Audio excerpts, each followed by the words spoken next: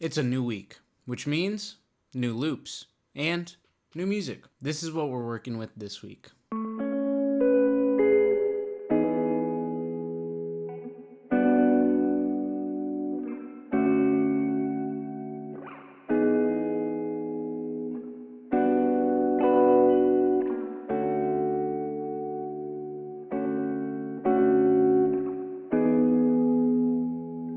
Now, if you like it, feel free to sample this and show me what you make. Regardless, I'll be using this loop to make something for the end of the week on our jam sessions. So, if you haven't subscribed, make sure to do so you can stay in the loop and check that out when it drops. Anyways, welcome back to another video. My name is Enrique, and this is One Take Recording. We're going to be trying out a slightly different format on our jam vlogs now, so let me know what you guys think. I'm really excited to try this out and see how it goes. In our jam vlogs, we've been talking about just different life things, mostly pertaining to me, but I want to start giving some more music and mixing studio advice. Some of it may be more common and some of it not so much. Regardless, it's really meant for everybody and anybody who might be listening. Now today, we're going to be talking about a recording/production tip, which is layering on the guitar. Now we're going to be using the guitar today, but this recording technique can pretty much be used in any instance for your vocals or any instrument, and I recommend that you do try it out at least. So a common practice of recording is to record multiple takes of the same thing and stack them together. Doing this can add more depth and width to your track because as we add and play different takes, we have slight variations. Adding those together can help provide a more full body sound. Now, most people do this on their takes and they do it once or twice, usually creating a double. But you can really do this as many times as you'd like. There's not really a limit. It's just how much you're willing to go that extra step. Now that we know what doubles and doing these stacks are, how do we actually do that onto our guitar? Well, there's a couple different ways. But first, let's add a microphone to the equation. We're going to be using the Lewitt LCT 440 for this video. This is one of my favorite mics. Now, as great as this microphone is, the biggest things that are going to affect it, and any other microphone for that matter, is where it's aimed at and how the room is. So in order to get the most full-bodied sound that I can, I'm going to want to do multiple takes aimed at different positions to get what I missed in the previous takes. So if we're recording an acoustic guitar, we're going to want to try to focus on at least these three main areas. The first is going to be near the sound hole. The second is by the neck of the guitar. And the third is going to be kind of in the middle between both of these. We're going to be aiming for around 6 to 12 inches away from the guitar so it doesn't sound too boomy when we're playing those lower notes and too thin as we move further away.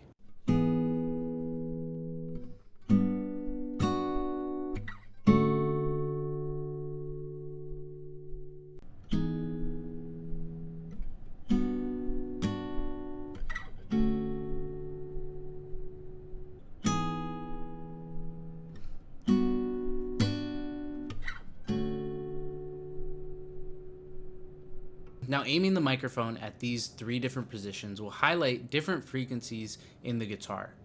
Now, we can take that and just use it by itself, or we can blend them all together so that we have something that feels more full-bodied.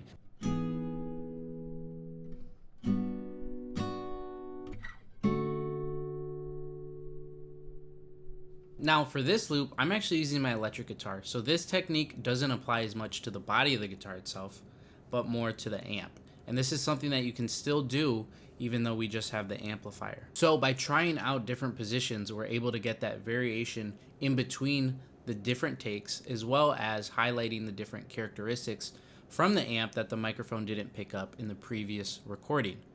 We can then do the same technique of blending them together to help get more of that full-bodied sound.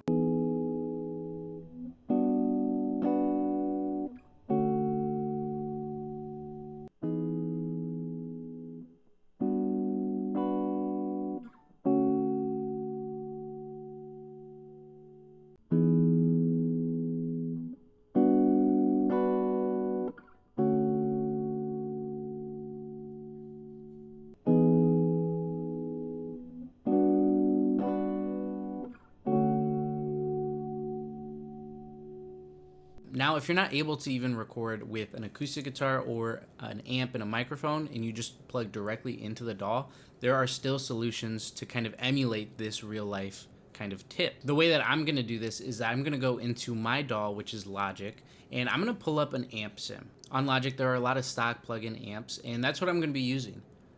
If you look here, you can see that there is a microphone section as well, where I can choose different types of mics. I can change pretty much everything about the amp that I'm playing. I'm just going to focus on the microphone here.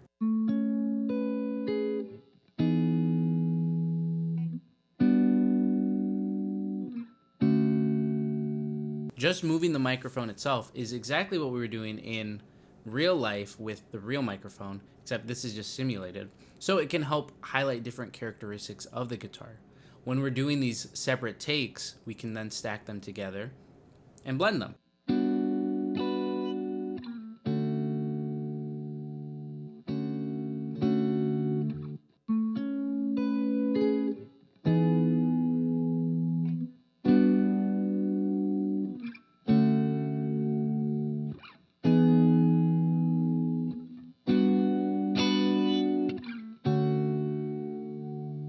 So now that we have these stacks with different frequencies highlighted, we can then do a couple things. We can either stack them completely on top of each other, making them really thick, or we can pan them out in different directions. If we do 3 takes, we can pan 2 out left and right and have 1 in the center, and that can give some more width to the guitar and make it feel more enveloping and surrounding compared to just one single take down the middle. Now these steps are extra. They take time to record each individual take and blend them together.